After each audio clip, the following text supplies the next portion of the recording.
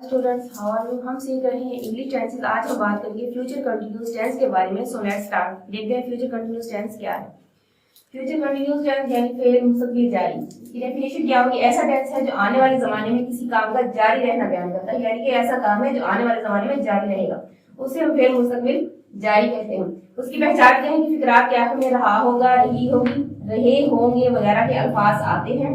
अब हम इसका स्ट्रक्चर देखते हैं। सबसे पहले हम देखेंगे स्ट्रक्चर में क्या है। स्ट्रक्चर में सबसे पहले आ जाएगा हमारे पास सब्जेक्ट। सब्जेक्ट के बाद हमारे पास हेल्पिंग वर्ब के तौर पे हम यूज करेंगे विल बी या शैल बी। विल बी और शैल बी दोनों में से एक आएगा। उसके बाद वर्ब की फर्स्ट फॉर्म, फिर आईएनजी और उसके बाद ऑब्जेक्ट। अब देखते हैं कि शैल बी कहाँ पे यूज होगा और विल बी कहाँ पे यूज होगा। आई और वी के साथ हम शैल बी का इजाफा करेंगे और उसके अलावा ही, शी, इट, यू, दे के साथ हम विल बी को ऐड करेंगे।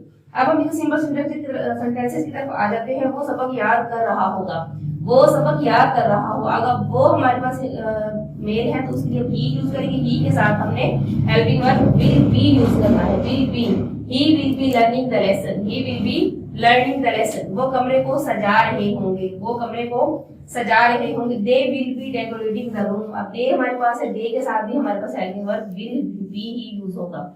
दे will be decorating the room. हम क्रिकेट खेल रहे होंगे, हम क्रिकेट खेल रहे होंगे। हम है, हम के लिए वी जो है वो सब्जेक्ट यूज के तौर पे यूज करेंगे और उसके साथ हमने शैल बी को हेल्पिंग वर्ब के तौर पे यूज करना है। We shall be playing cricket, we shall be playing cricket. उसके बाद नेक्स्ट सेंटेंस हमारे पास सूरज तुलू हो रहा होगा, सूरज तुलू हो रहा होगा।